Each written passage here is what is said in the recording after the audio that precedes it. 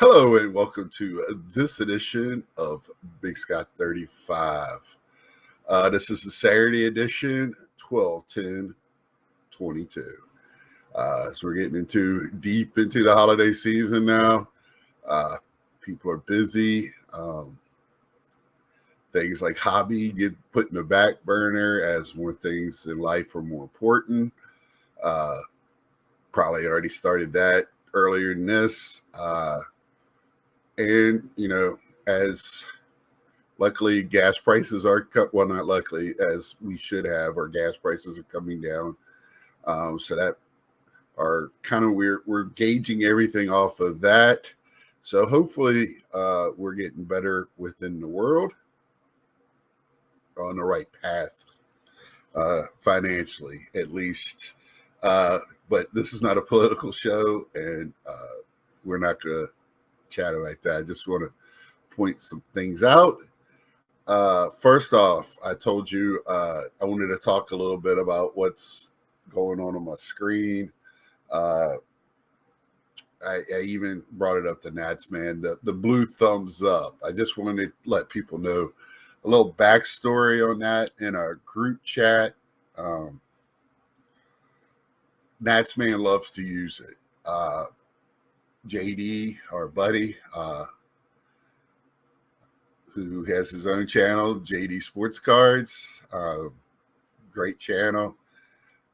He also does Retro Hoops Collectibles. They do a podcast, great podcast. They're blowing up on that. Congratulations on that, guys. But JD would get so it doesn't matter what he would post or any of us post. Nats man would just put the thumbs up. So we would all just sometimes just do thumbs up just to say hi to each other or whatever. We even, if you go into my Wayback Machine, some videos where you see us all just do a thumbs up on the screen. We call ourselves a thumbs up crew, whatever. So that's for Nats man to show my support. The fight he's going to win, and I'm right there with him. He also created the banner last week, so that that's going to be running, and you'll see me putting hashtag blue thumbs up. I was going to put just thumbs up, but that's used for a lot of stuff, so I put blue thumbs up, which wasn't hashtagged. Believe it or not, didn't have any connectors to it, so I used that. So this is my challenge to the rest of the community, to show their support for Nats man. Start using the hashtag blue thumbs up to show our support, and that we're with him on this fight. I really would love to see that. And I know Nats man last week, off air, on air, whatever, he got a little choked up on certain things with the community. The love already being shown. And another little surprise, it looks like he's going to be on with me tomorrow night. And he got some uplifting news this week, if you can call it that, and I'll let him share that tomorrow night. Also, our guest will be at the moment, Mike, baseball collector. I really wanted him on during, but he had his own thing. He, of course, he did a live during the announcement too. And I just would love. He knows all the. I'm not going to put words in this one. I know he knows a lot more about the selection, how it's done, and everything than I do. And it's just a great way to learn about that. And we'll talk other things about the hobby as well. But I reached out him and I got Jake, Legends Never Die. I got, just to let y'all know, I talked to him. He's going to be coming on probably in the new year, and Elite Hunters. James, one of the greatest guys in this community. Me and him talked this past week. my schedule's not really letting me to get on his channel because my work schedule. But hopefully in the new year we'll have him on here on a Sunday night, and we'll talk more about that in the future. But I just wanted, man, this hobby is. I will talk more about my year coming up in a later video on a Saturday. Today is just a weekend review and a week that's coming up. So we did with Don and Mike O came on, and Nats man, and we had a fun time talking about the Hall of Fame and everything. And of course, like most of my lives, we start talking about a topic and we could be talking about playing a trombone in a tuxedo later, or anything in between. And that's what I love. That Sunday night is supposed to be about the hobby, and it is for the large part. But it's also it's to get to know people, and that we're more than just the cards. And you might even find out why somebody collects the way they do in a different way than just saying, oh, I do this because of this. It's just a fun way to get to know people. And man, my chat is great. They help in steering us in fun directions. So I hope to keep on thriving with that. Then Wednesday, just showed off some pickups, basically hits and some boxes and stuff that I opened. Great feedback. My man Doctor letting me know a little bit more about the hockey cards. He's my hockey guy, man. I can go to him. Great knowledge. If he doesn't know, he knows where to find it a lot better than I do. And then he lets me know where he found it. So he helps me out. Same way with Three Rivers. And I love that I got some hockey guys now to help this noob in the hockey world. Awesome. And I've been opening up a series 1, and I'll be talking a little bit more about that maybe in this upcoming Wednesday show. Been having fun. I got some thoughts on that as well that I'll go into more when I show those cards off. I'm not gonna say not positive, but just something that just I don't know. We'll talk about it on Wednesday.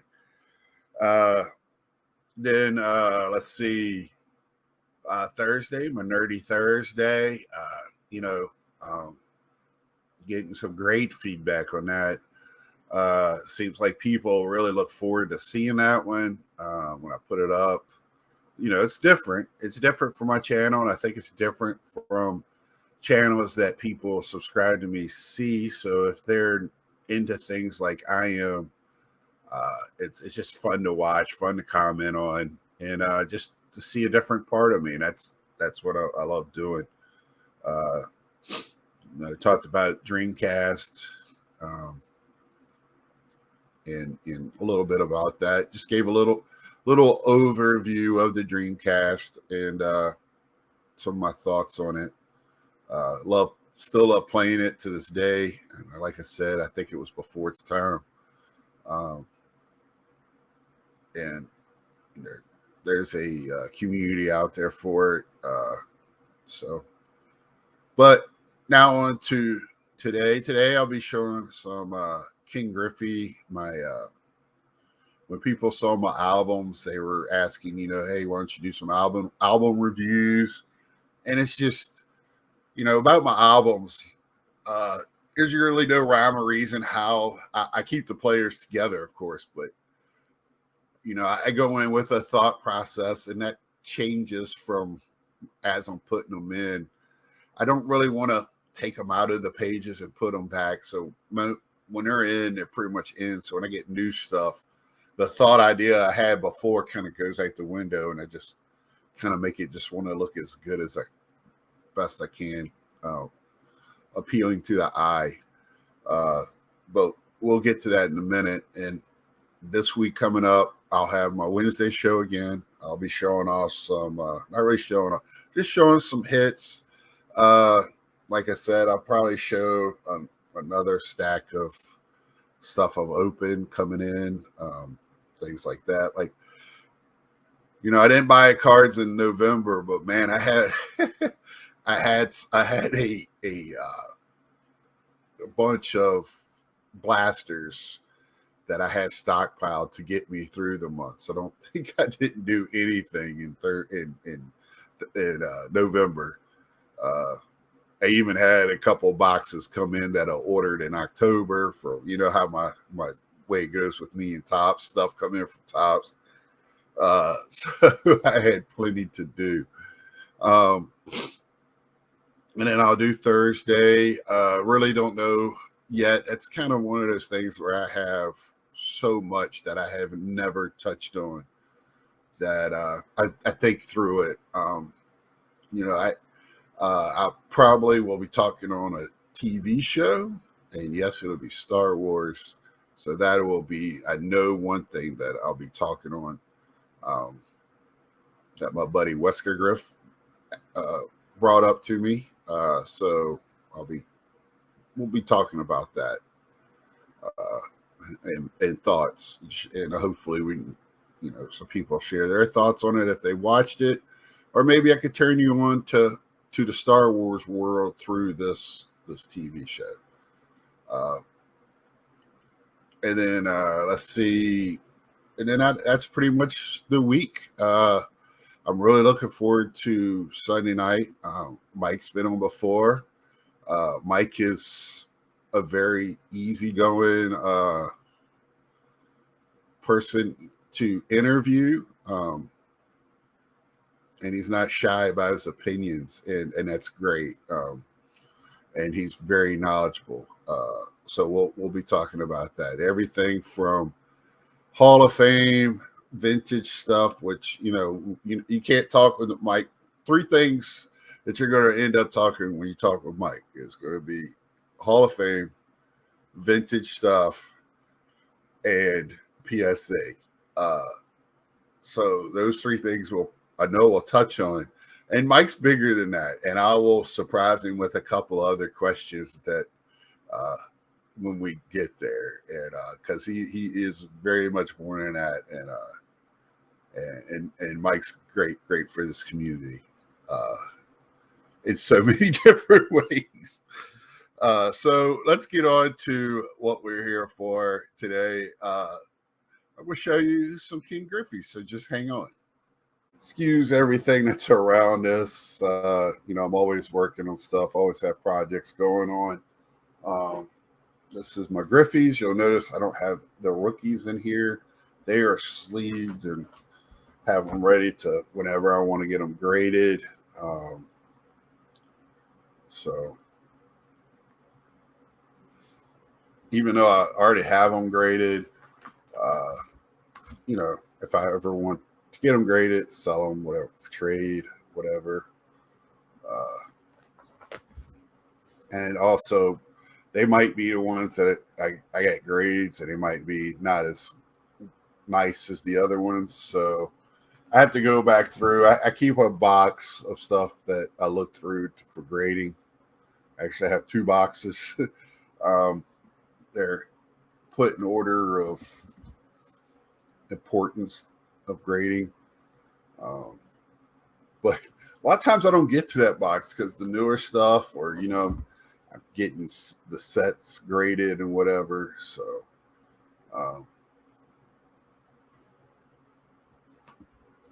and Griffey, this is a guy that usually I find at shows. I don't really go out on eBay, so I'm always looking for Pete Alonso's right now. You know how you get stuck on one guy for a while, it feels like. And Pete's been that for a few years for me now. Pete right now, that's my guy. But, Griffey, you go to shows, you go through boxes. I've talked about it before. Me and Bobbles at the National, just finding Griffey's Chantilly. it just that shows, and also picking up like the '90s inserts graded. I find them at 8s, 8.5s, and as Eric says, you cry by. So a lot of his inserts, die cuts and stuff, they're just tough. I couldn't afford them in a 9 or a 10 anyway. So I do have a couple of 10 inserts, and I'll be showing off that stuff next week. Yeah, I just love my man Griffey. He started when I was he came on the scene when I was in high school. So it's not like I was a little kid. I was really into baseball. We're all kids at heart when it comes to the sport. That's why we love it. But man, he just, the kid smiling just took over. When he came in the league, he just took it over. And so many people, that was watching baseball at the time, you couldn't help but, admire him. This guy that played out in Seattle, you didn't see him very often. And because of him, ESPN started showing the games. And, man, they just got packed. And you just, he's a very good guy. I like the fact that he's going to be the quote-unquote hitting coach for Team USA in the baseball classic,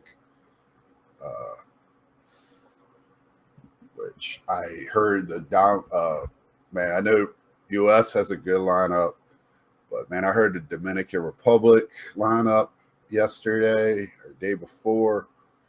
Man, that will be a fun team to watch. I mean, when you got Jeremy Pena batting ninth, and Julio Rodriguez leading off, I mean, that's a powerhouse team. My man Starlin Marte's on it from the Mets. The one drawback they do have Gary Sanchez catching. So,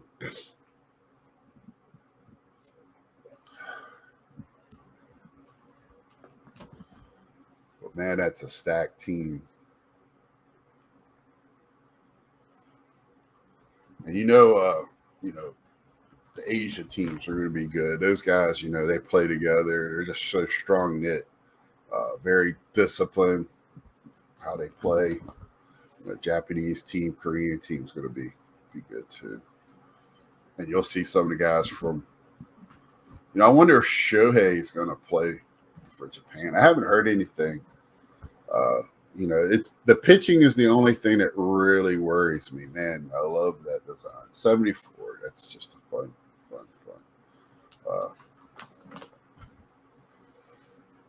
My, oh my.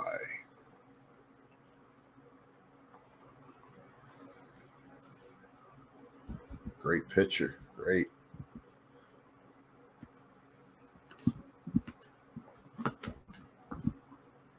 Gotta love that. That's just him being him, the kid being the kid. Him and his pops.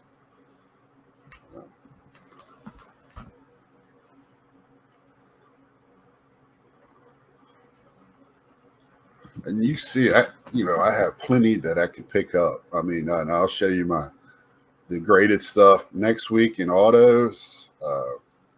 Although I only have one. But I can't speak too highly of Ken Griffey. I feel like as when you get old, it's easy as a child to get infatuated, to really follow a guy that's popular. But when you get older and you do that, and you develop your more ethics and morals and adult people, and you start following somebody, it just seems like it's more important to me, and they've done a lot of the right things. Because not only they can do stuff off the field, and as a kid, you don't really hear about it nor care or don't understand it.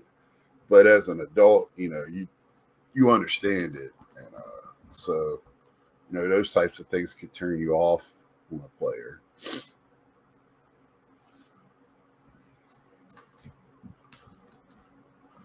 So, at least for me, and I'm not saying everybody's like me. Some people can separate field and off the field.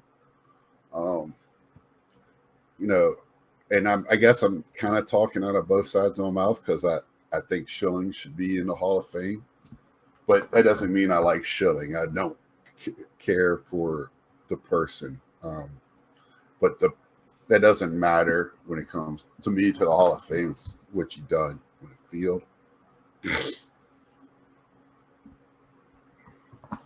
That's why, like the guys, the steroid era, they, them getting in, I wouldn't care. You know, you could say, people taking the greenies or whatever, the amphetamines or whatever to play.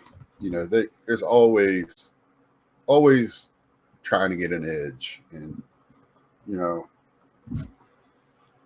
like I said, Major League Baseball knew they were doing it, looked the other way because it was saving the sport. And to turn around and not let them get into the Hall of Fame, to me, is just gross to that point. And it's not like they're banning them out. It's the writers, and if that one writer wouldn't have saw what was in McGuire's locker and asking, which I think he knew, he just kind of set that up.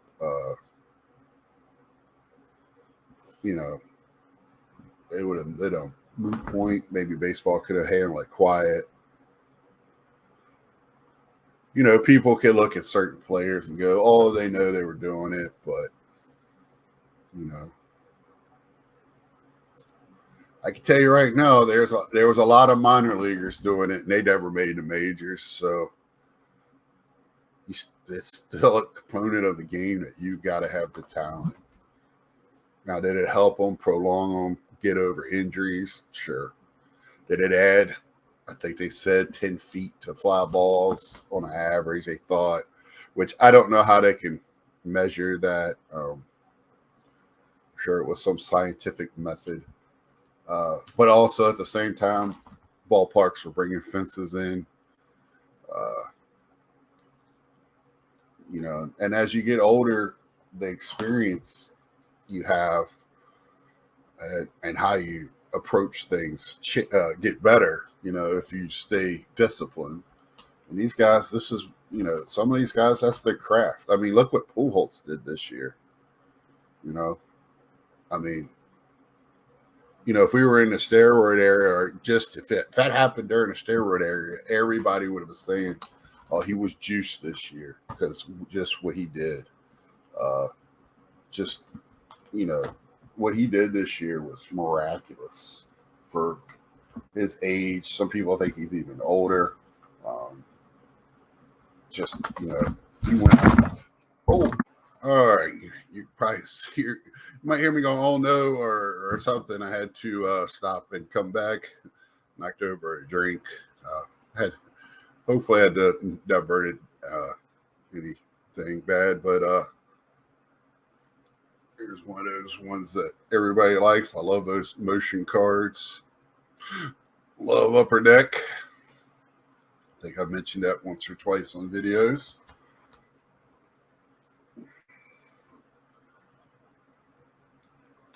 And, when I do my book, I try to put the light cards together. I've started, if they got different versions and stuff, I try to keep them all together the best I can, just to make it eye-pleasing. And they're my books. So, I am missing a lot of the 90 inserts when it comes to Griffey or any of my cards. In my area, it was still in the 90s, pretty much tops driven. It was hard to find the other stuff. or I just couldn't afford it and I just stuck with Tops. I could only pick up but so much, and still to this day, same way. I can't buy everything. Um, you've heard me talk about that. Just there's just so much of it. Uh, sticking with the flagship and buying Lonzos when it comes to everything else. The way the card gods attended it. So that is my Griffey collection, and back to Big Scott in the studio. So that was my Griffey's. Hope everybody enjoyed it. Let me know what you thought down in the comments below. Any thoughts, any questions that you would like for me to ask Mike that is appropriate. So just, let me know how you're going in your hobby, holiday season, how everybody's going. And again, I'm challenging everybody in the community. # blue thumbs up. Till next time, see you.